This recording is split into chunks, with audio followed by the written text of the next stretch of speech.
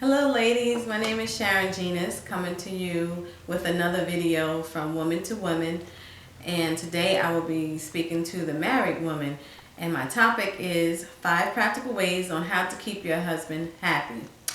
1 Corinthians chapter 7 and 34 says, "There is difference also between a wife and the virgin. The unmarried woman careth for the things of the Lord, that she may be holy both in the body and in spirit. But she that is married careth for the things of the world, how she may please her husband." So it is up to us wives to please our husbands, okay? And before I begin, I just wanted to clarify that every man is different. You as a wife, it's up to you to find out from your husband what it is that he likes and what he dislikes so that you can, please that man. Okay, I just want you to keep in mind that what works for Sally and Bob down the street may not work for you and your husband, okay? Because it is good to take advice from other women, but find out firsthand from your husband what it is that he expects from you, okay? Which brings me to my first topic. My first point is have a listening ear. Proverbs chapter 1 and 5, and it says, "A wise man will hear and will increase learning, and a man of understanding shall attain unto wise counsels." Okay, so it's up to us to pay attention when our husband is speaking. When our husband is speaking to us, pay attention. When he's speaking to his family members, pay attention. When he's speaking to his friends, pay attention, because you can find out a lot. Learn how to read between the lines, okay? Just pay attention. Or better yet, you can even ask your husband, like I mentioned earlier. Ask him. Say, "Honey, how do you like me to wear my skirts? Do you want me to wear my skirts to my knees, or do you want me to wear my skirts to my ankles?" And I'm sure that man will be able to give you a reasonable answer. Okay, moving right along. Number 2, flatter your husbands. Okay, we should highly esteem our husbands. Okay, we got to remember, these are our husbands. They chose us. They wanted to marry us, and we chose them. We said yes. So we need to continue to flatter our husbands, which means that we need to learn how to compliment our husbands, give them attention, okay? Give them honor when honor is due. If you're a stay-at-home mom, you should be thanking your husband for taking care of you every now and then. Just say, "Thank you, sweetie, for all that you do. I appreciate you." Okay? Build your husband up. Don't tear him down. When we praise and we thank our husbands and we appreciate them, we cause them to work harder for us. It just reminds them that they have a wifey at home that they are out there taking care of. Okay? Moving right along, number 3, greet your husbands. Okay?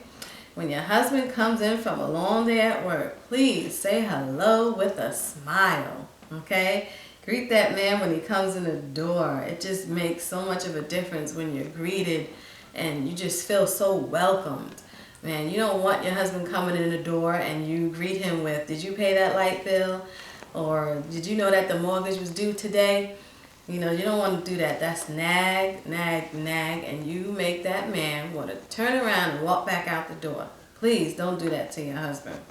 Sweet talk or just nice words, they change the atmosphere. Just change the atmosphere.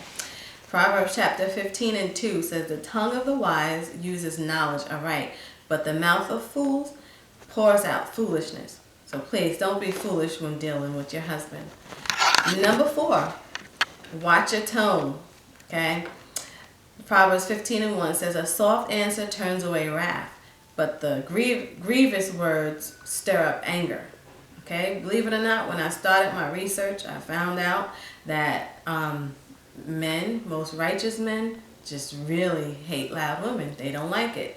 And I say righteous men because some men, other men do like loud women, but righteous men, most men don't like loud women, and that's young men and old men from ages 15 to ages 40. They just don't like loud women.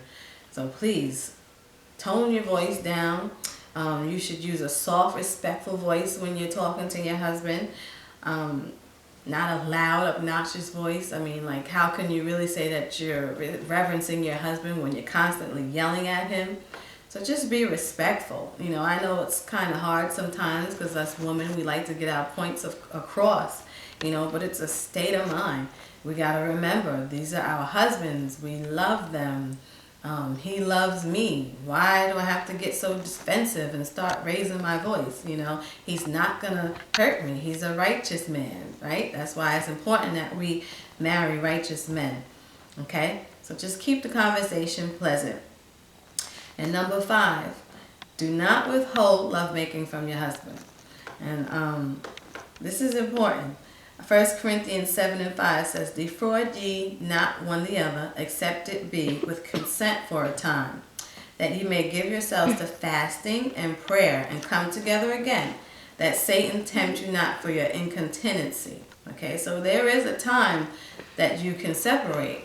As long as, you know, you speak with your husband and you guys talk it over and you want to fast and you want to pray, you separate and you don't do no lovemaking at that time. And, you know, I was listening to this lady on YouTube and she was saying that she hears a lot of women complaining about not wanting to have do lovemaking with their husbands, you know, and never once was it the biblical reason, talking about 1 Corinthians 7:5, that they wanted to fast and pray, you know. And I thought that was pretty interesting, you know. But we women, we gotta do what we gotta do. We gotta pray about it. If you don't find yourself in the mood often as he is, you know, put yourself in the mood. Take a shower, light some candles, put some nice lingerie on, make you feel good, put some good smelling perfume on. It does change the atmosphere, and it changes your mind, and you will feel, you will get in the mood. So, you know, do what you got to do to make that happen, because you got to realize that husband has been out all day long, seeing other pretty women and walking around in high heels and short skirts and smelling good. So he might want to come home and touch you, and you don't want to reject that man, okay? Don't reject him. So I hope that you really, you know, learned something from this, practical ways on how to keep your husband happy. Until next time, shalom.